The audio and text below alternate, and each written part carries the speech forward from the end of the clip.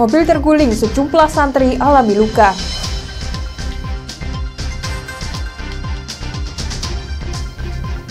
Stabilkan harga pangan, Pemprov Jatim gelar pasar murah.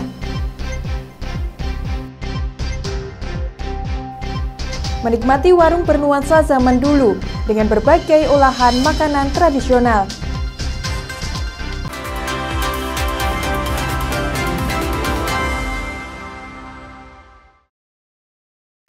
Selamat pagi saudara, apa kabar Anda hari ini? Selain ketiga sorotan utama tadi, sejumlah informasi dan berita menarik lainnya akan kami hadirkan untuk mengisi rangkaian berita Kompas Kediri hari ini. Selama 30 menit ke depan bersama saya, Selagina. Inilah Kompas Kediri selengkapnya di Kompas TV, independen, terpercaya.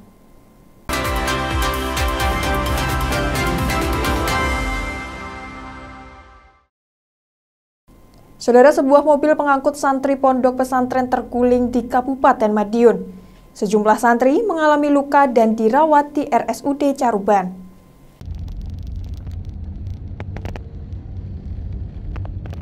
Minibus berpenumpang 27 santri pondok pesantren Salafiyah Sholawat terguling di Jalan Raya Madiun, Surabaya, Desa Garon, Kecamatan Balerjo. Sejumlah penumpang dilarikan ke rumah sakit usai mengalami luka. Kecelakaan itu bermula saat minibus rombongan santri melaju dari arah barat mendahului kendaraan lain di depannya. Sementara dari arah berlawanan melaju sebuah kendaraan mesin perontok padi. Karena jarak yang dekat, sopir minibus berusaha menghindar dengan memutar kemudi ke arah kiri hingga akhirnya terguling. Jelasan untuk kronologi semula kendaraan elevator tersebut berjalan dari arah barat menuju ke timur. Kemudian sesampainya di TKP, diduga mendahului kendaraan yang berjalan searah di depannya.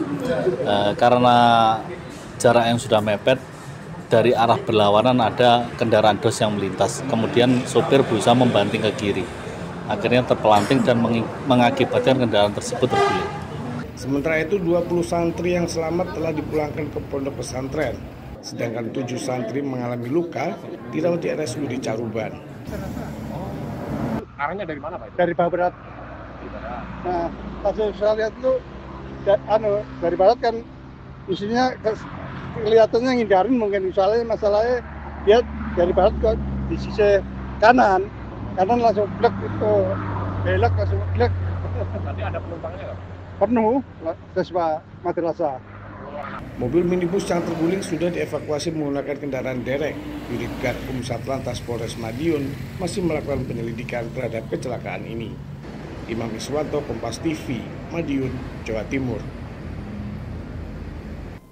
Saudara, alat mendeteksi gunung kelut seharga ratusan juta hilang dicuri.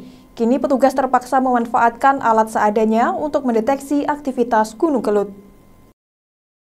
Gambar ini menunjukkan gembok yang dipakai mengunci pintu gubuk kecil di wilayah Blitar dirusak pencuri. Pelaku merusak lalu mencuri rangkaian alat mendeteksi aktivitas gunung kelut. Pencurian itu diketahui pada tanggal 8 September 2025 lalu. Peristiwa itu berawal saat petugas mengira alat tersebut mengalami kendala teknis hingga akhirnya mereka menuju ke lokasi. Namun setelah tiba di lokasi, ternyata rangkaian alat mendeteksi raib dicuri orang. Petugas mengaku alat mendeteksi itu memiliki harga berkisar 650 juta rupiah. Kini petugas memanfaatkan alat seadanya untuk memantau perkembangan aktivitas gunung kelut. Hal itu karena petugas masih memiliki 7 alat pendeteksi yang dipasang di titik lokasi yang berbeda. Untuk alat ini sangat penting ya bagi kami, karena alat ini memang kami gunakan untuk memitigasi aktivitas gunung api kelut. Dan di lokasi yang saat ini baru kita pasang 1 tahun yang lalu, memang untuk mengcover misalnya kalau ada aktivitas kegempaan gunung kelut itu arah datangnya itu dari mana sih, itu misalnya kan yang hilang ini di sisi selatan ya, itu yang baru pertama kali ini kita pasang di sisi selatan. Petugas mengaku usai hilangnya alat tersebut kini telah melakukan laporan ke petugas keamanan setempat. Ia meminta kepada pemerintah setempat untuk melakukan sosialisasi pentingnya alat pendeteksi agar peristiwa tersebut tidak terulang kembali. Ismail Hasan, Kompas TV, Kediri, Jawa Timur. Saudara, Polres Kediri tangkap belasan pelaku penyalahgunaan narkoba. Mereka ditangkap dalam operasi Tumpas Semeru yang dilakukan selama 12 hari.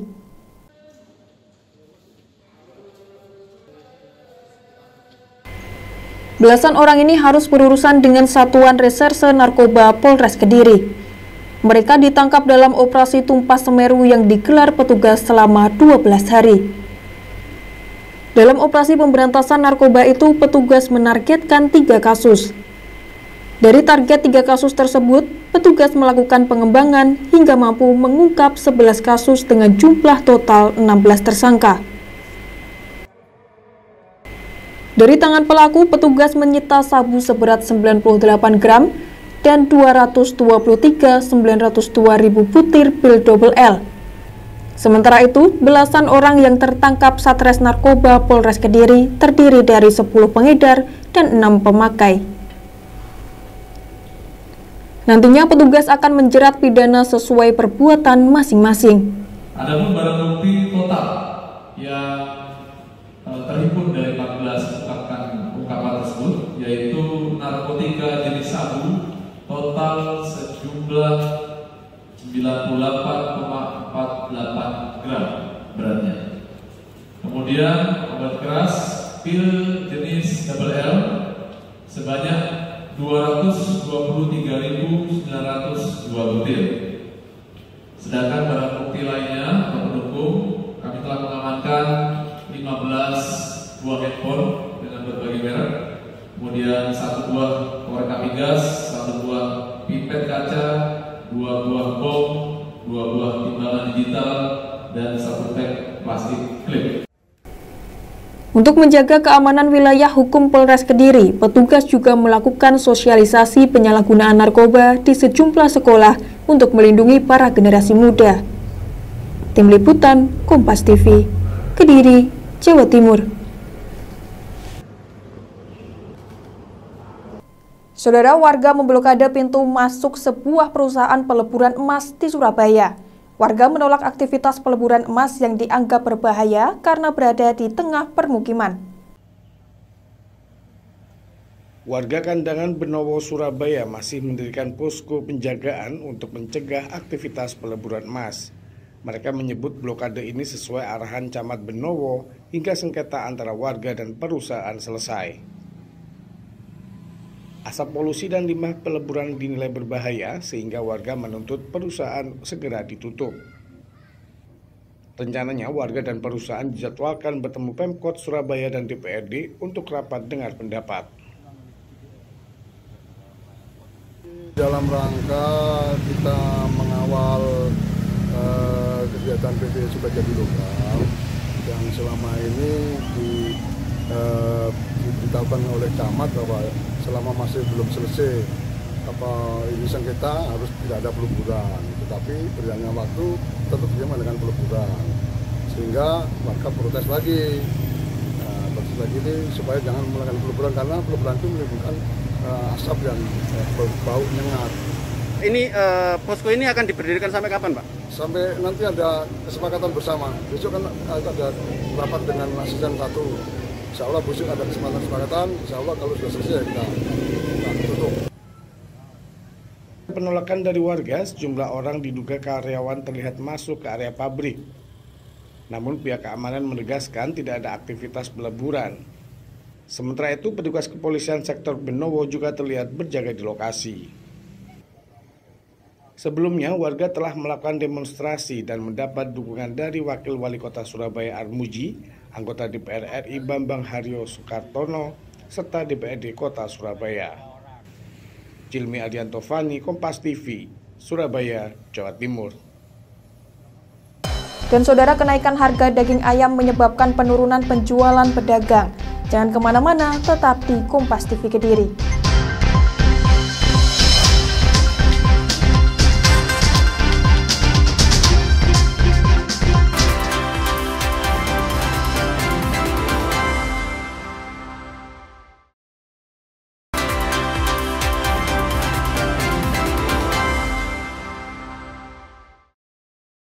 Masih bersama saya, Selakina, dalam Kompas Kediri.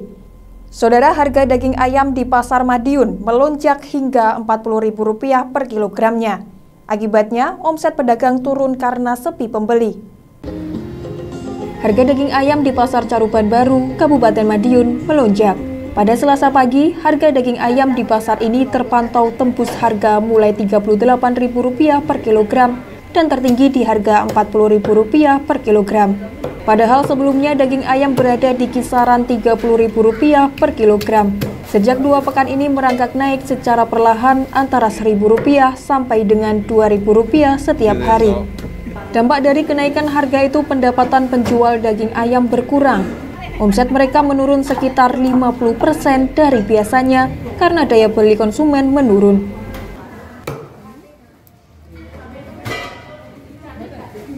Ada kenaikan. Berapa? Dari berapa? Ya biasanya 30, normalnya sekarang 38. Beli berapa tadi? 8 kilo. 8 kilo. Kenaikan masih ada. Dari sebelumnya berapa? Sebelumnya 36 langsung naik 39, 40. Itu sejak kapan sih Pak kenaikan harga seperti itu? Sekitar 5 hari yang lalu. Kalau ini pengaruhnya dari apa sih Mas? Kira-kira kenaikan ini? Kemungkinan apa ya? Ekonomi atau kalau stok ayam gimana stoknya? Stok ayam ada tapi nggak terlalu banyak. Ada pembatasan nggak dari peternak? Dibatasi nggak jumlah pengambilan gitu? Kayaknya nggak ada tapi susah. Ayamnya kecil-kecil, kalau biasanya agak banyak itu ayamnya besar-besar. Diduga kenaikan harga daging ayam karena stok ayam hidup dari peternak berkurang. Akibatnya, harga ayam potong hidup dari peternak juga naik harga dari Rp20.000 per kilogram menjadi Rp25.000 per kilogram. Tim Liputan, Kompas TV, Madiun, Jawa Timur. Saudara, sejak 2 pekan terakhir, harga daging ayam terus merangkak naik hingga Rp38.000 per kilogramnya. Kenaikan harga daging ayam membuat penjualan pedagang turun hingga 50%.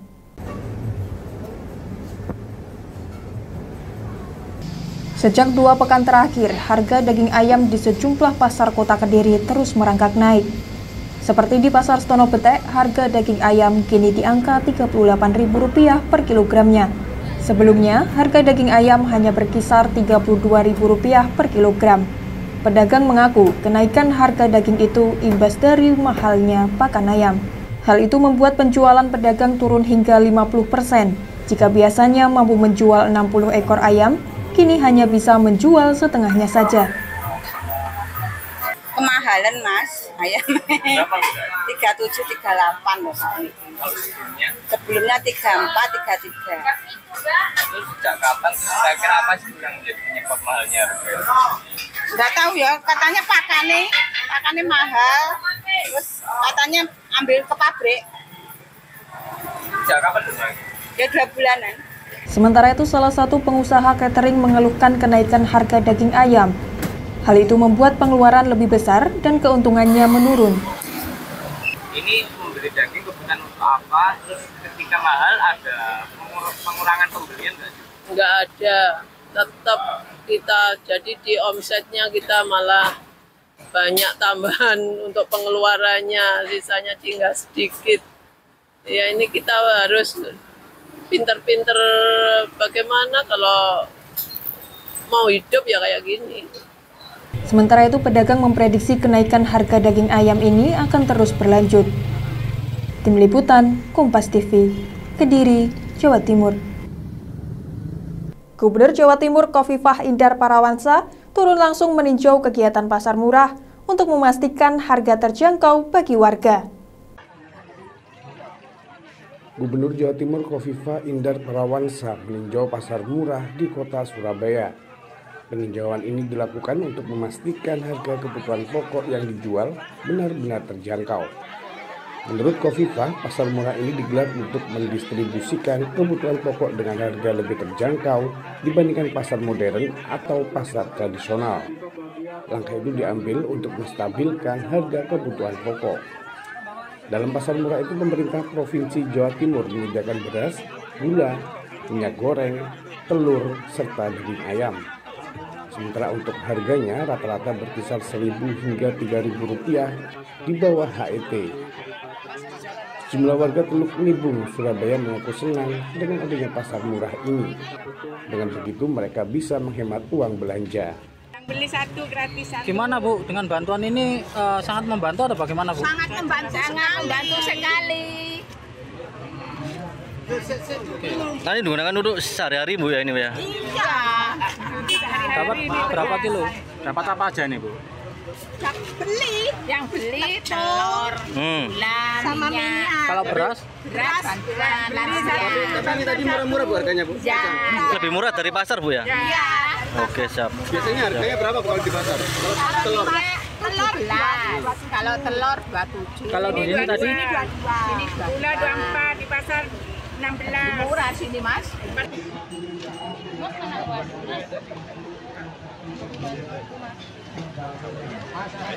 Ya mutar kawan-kawan untuk bisa mendekatkan penjangkauan logistik dengan harga murah. Dan namanya juga pasar murah. Jadi dibanding dengan harga di pasar modern maupun pasar tradisional jauh ini lebih murah, terutama untuk beras SPHP. SPHP ini HET-nya 12,5, tapi kita jual 11.000. Untuk beras medium sebetulnya HET-nya sudah 13.500.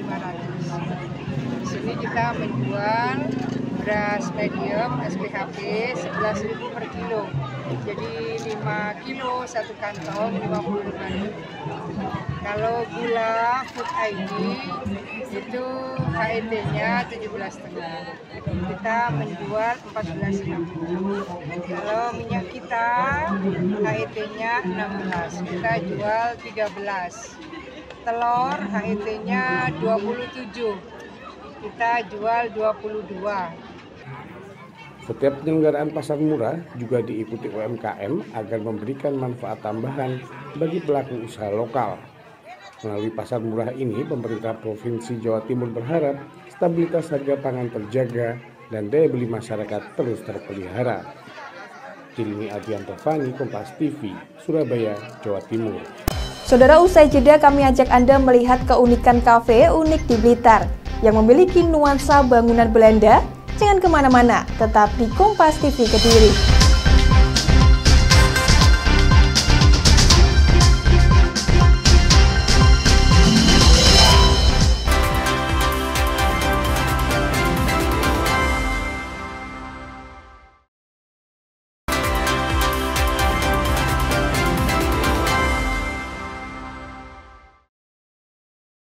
Masih bersama saya, Selakina, dalam Kompas Kediri.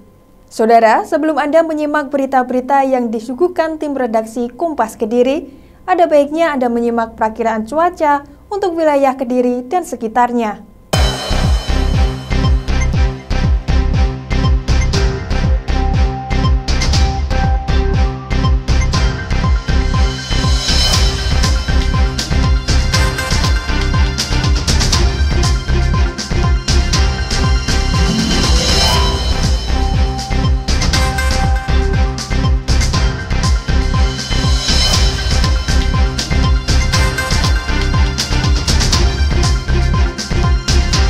Saudara, di Kota Kediri terdapat warung makan bernuansa tradisional.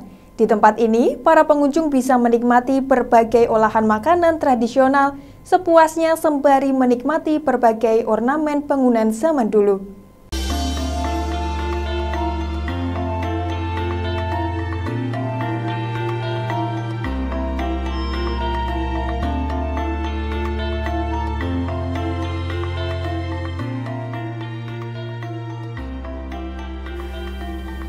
Klasik, mungkin kata itulah yang patut disematkan ke warung Pawon Mak Gomah. Warung makan yang berada di Jalan Green Joyoboyo, Kota Kediri ini menawarkan berbagai makanan tradisional dengan nuansa zaman dulu. Di sini, para pelanggan bisa menikmati berbagai olahan tradisional seperti ayam lodo, ikan asap, pepes pindang, hingga sayur lodeh. Semua makanan tersebut disajikan secara prasmanan.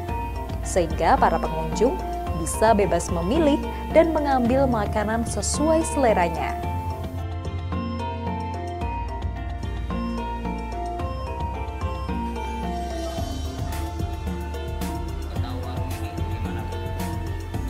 Mas, dari temen ya.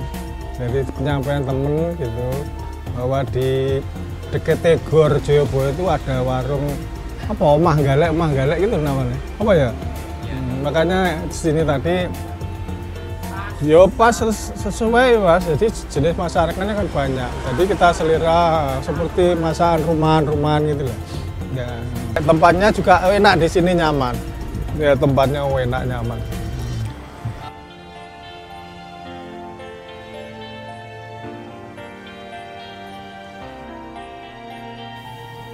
Bukan hanya makanannya, di sini para pengunjung juga dimanjakan dengan nuansa warung zaman dulu. Para pengunjung bisa menikmati berbagai olahan makanan tradisional di bangunan joglo bagian belakang warung. Berbagai ornamen zaman dulu pun akan membawa pelanggan bernostalgia dengan masa lalu.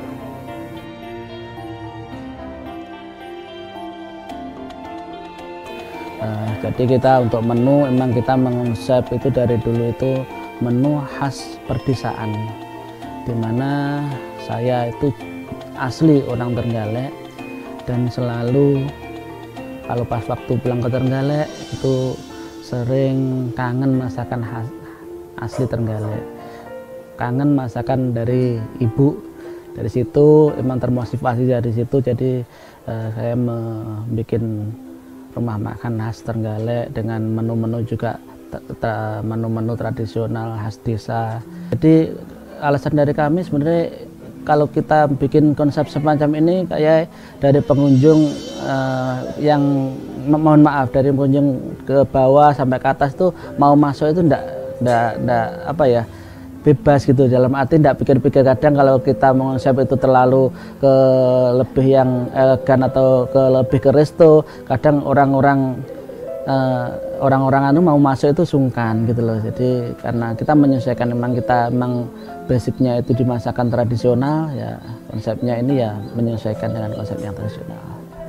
Kami standarnya untuk makan itu nasi pesayur sepuasnya itu di angka 8.000. Dan lain sama lauk-lauk itu memang dihitung terpisah.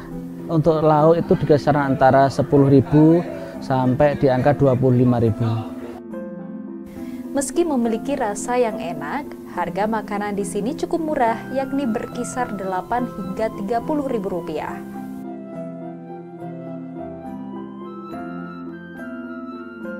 Rasanya yang enak serta tempatnya yang nyaman membuat warung makan ini menjadi favorit warga. Setiap hari tidak kurang 200 orang datang ke warung Pawon Mak Gomah.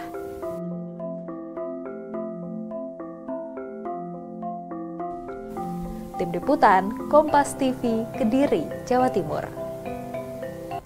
Saudara, menikmati secangkir kopi saat ini menjadi tren tersendiri di kalangan masyarakat. Di Kabupaten Blitar terdapat kafe unik dari yang lainnya, yakni menikmati kopi dengan suasana bangunan sejarah Belanda.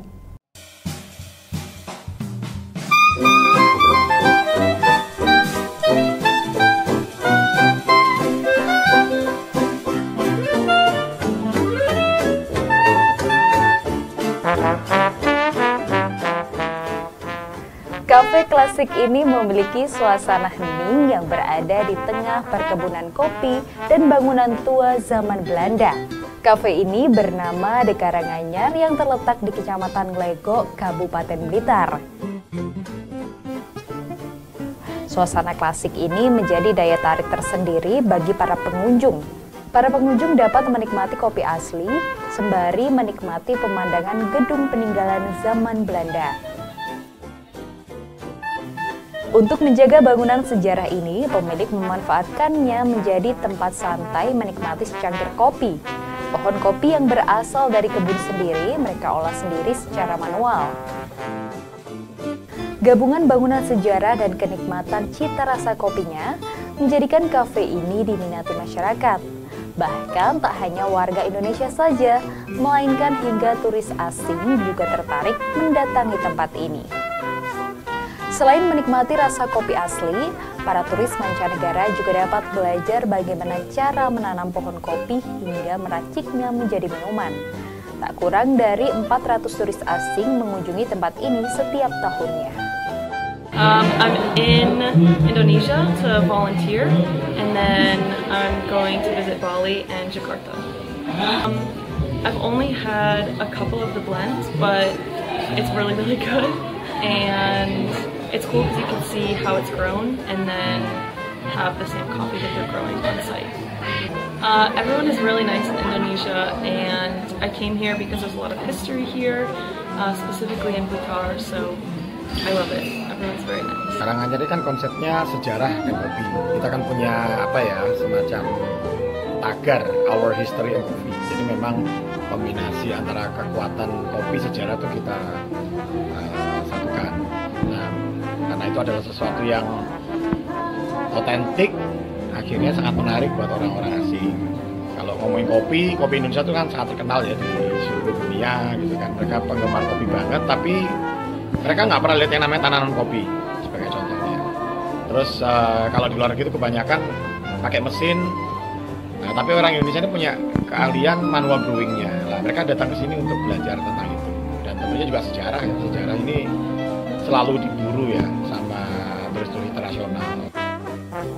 Tak hanya menikmati seduhan kopi saja, para pengunjung juga dapat melihat bangunan tua zaman Belanda yang memiliki sejarah penting.